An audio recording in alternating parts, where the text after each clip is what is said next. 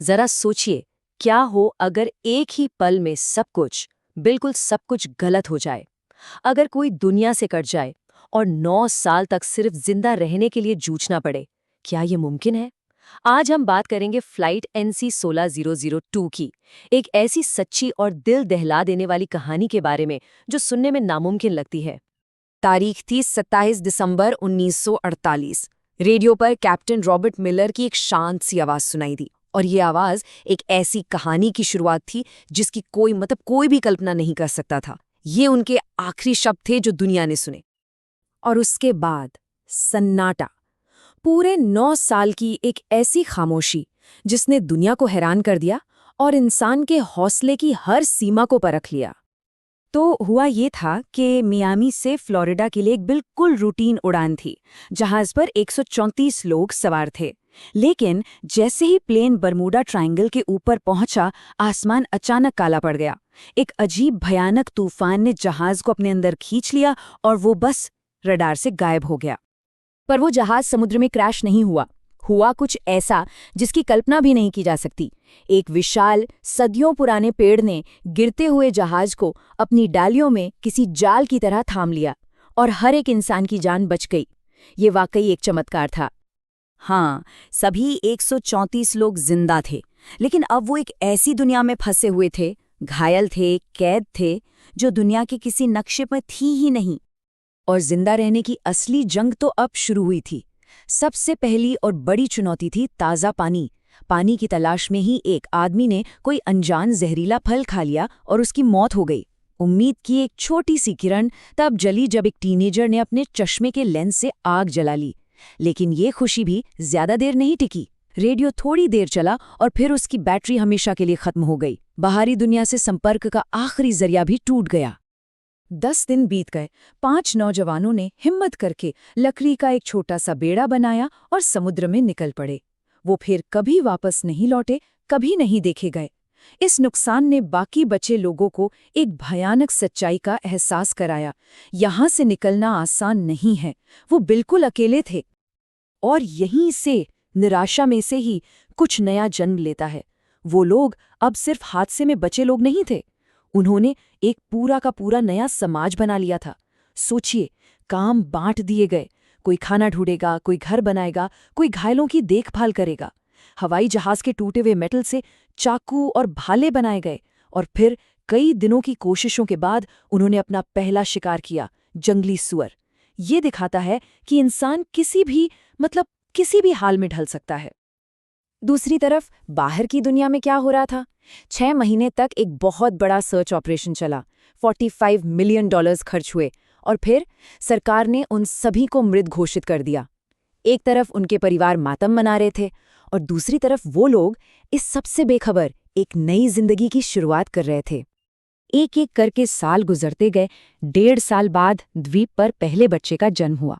उम्मीद की एक छोटी सी नाजुक सी किरण।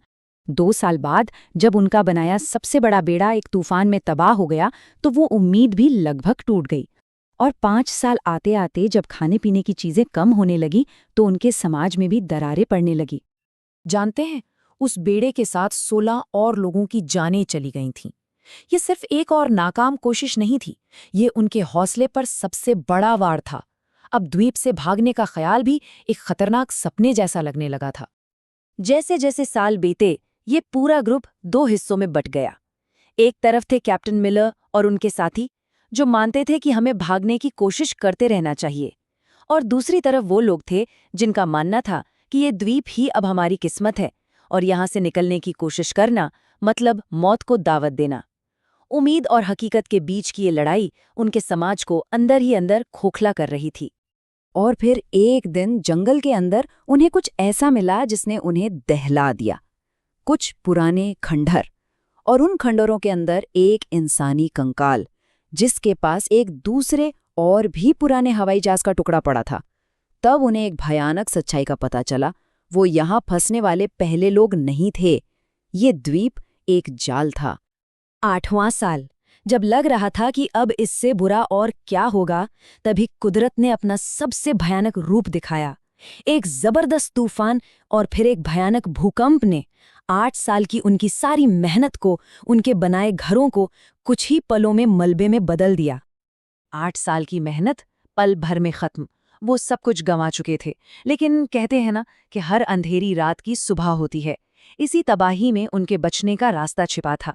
उस भूकंप ने जहाज के मलबे को अपनी जगह से हिला दिया था और कुछ ऐसा सामने आया जो सालों से उसके नीचे दबा हुआ था।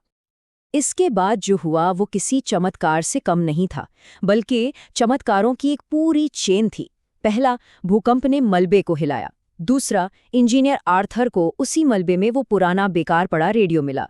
तीसरा, ठीक उसी वक्त आसमान में एक बहुत ही दुर्लभ सोलर फ्लेयर यानी सौर ज्वाला उठी, जिसने पृथ्वी के मैग्नेटिक फील्ड को बदल दिया। और चौथा, आर्थर ने बस यूं ही तारों को छेड़ा और अचानक रेडियो की हरी बत्ती जल उठी। मेडे मेडे मेडे, ये फ्लाइट NC 16002 है। क्या कोई सुन रहा है? हम जिंदा हैं। 9 साल की खामोशी के बाद आर्थर की एक कांपती हुई आवाज मियामी एयर ट्रैफिक कंट्रोल के एक स्पीकर से गूंजी। वहां बैठे ऑपरेटर के तो होश ही उड़ गए। द्वीप पर बचे हुए लोगों ने दूर क्षितिज पर एक छोटा सा धब्बा देखा, और फिर वो धब्बा धीरे धीरे बड़ा होता गया। वो एक जहाज था। ये वही पल था जिसके लिए उन्होंने हजारों बार दुआ की थी और जिसकी उम्मीद वो कब की छोड़ चुके थे।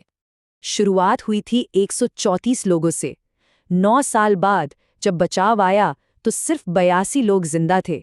उनके इस 9 साल के सफर की ये बहुत भारी कीमत थी।